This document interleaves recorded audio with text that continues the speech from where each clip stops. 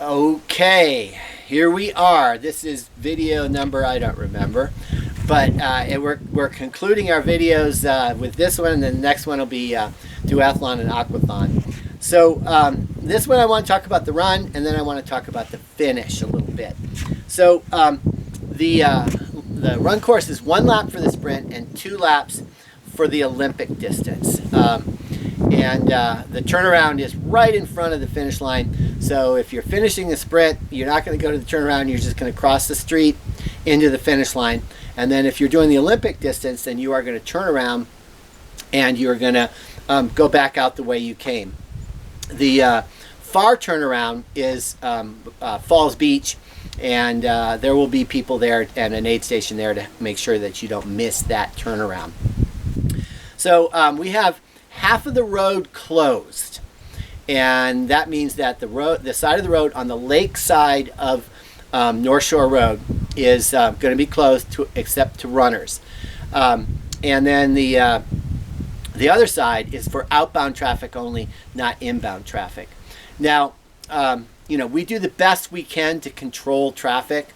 And sometimes the residents don't quite understand our signage and what we're doing. So do be aware out there. We do have a bike course coordinator. He'll be on a golf cart, and he will be making sure that the run course is clear for the athletes to run on. And then there's lots of aid stations. There's one aid station coming out of the transition area. That one also doubles as the turnaround aid station for the Olympic distance athletes. Then there's a aid station right in the middle of the course, and that one you hit outbound back for the sprint and Olympic, and then outbound back for the Olympic. So that means that that's 4 times right there. And then there's a final aid station at Falls Beach where everybody hits. The sprint athletes hits once, and the Olympic athletes hit twice. The only aid station with Gatorade is going to be the Falls Beach turnaround aid station, the one at the far end of the bike course. Everything else will be well stocked with water, whatever you need. And so yeah, it's a great course, kind of rolling. But it's not so steep as to be annoying.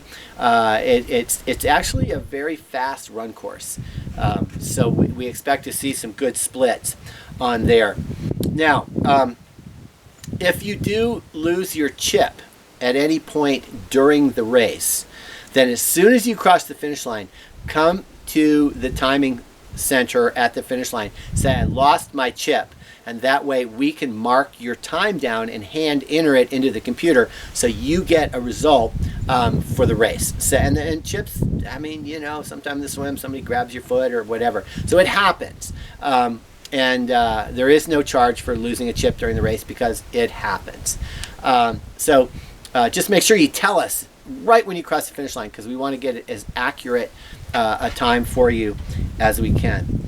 Okay, so the finish line, you'll get a finisher medal, and we'll have water for you. I'm not sure if it's going to be at the finish line or somewhere else, but you can go grab a bottle of water if you want, and you can and then you'll exit out into the park, where we'll have waffles set up at about 9 o'clock. We have a bluegrass band coming at about 9 o'clock.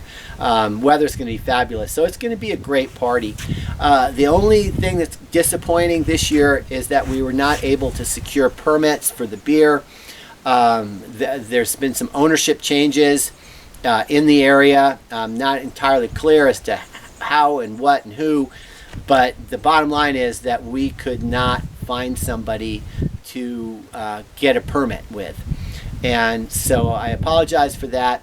The Pines Market sells 6-packs of beer. Grab a 6-pack and come back to the park if you want. And the Pines Bar probably doesn't open till about 11 or 12, so I'm not quite sure if anything will be there. But you can't take beer off the premises, so your better bet is the Pines Market.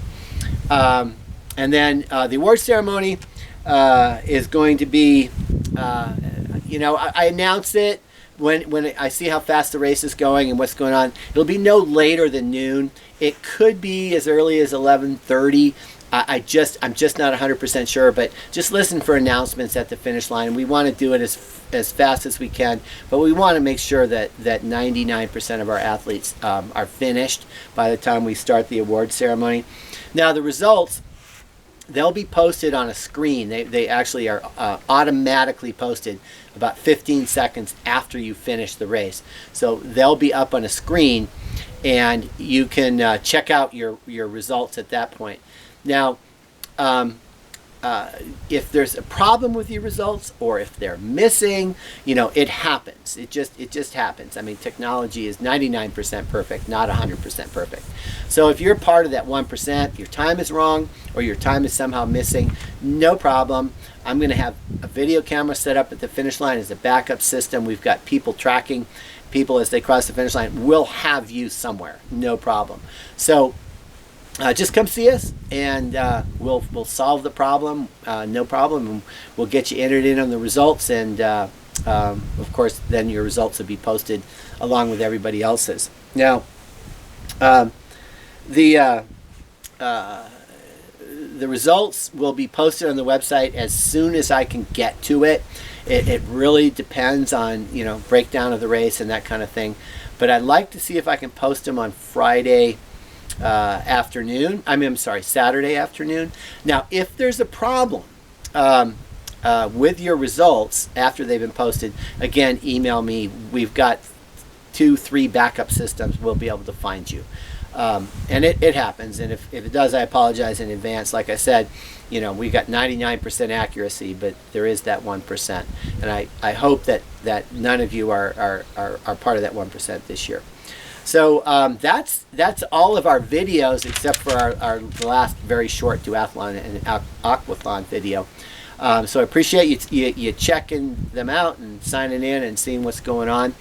And I'll be around on Friday setting up at the finish line and at the transition area. So if you do have any questions, please make sure you track me down or one of our race staff down, and we'll see if we can get things squared away for you. So good luck on the race. Enjoy yourself.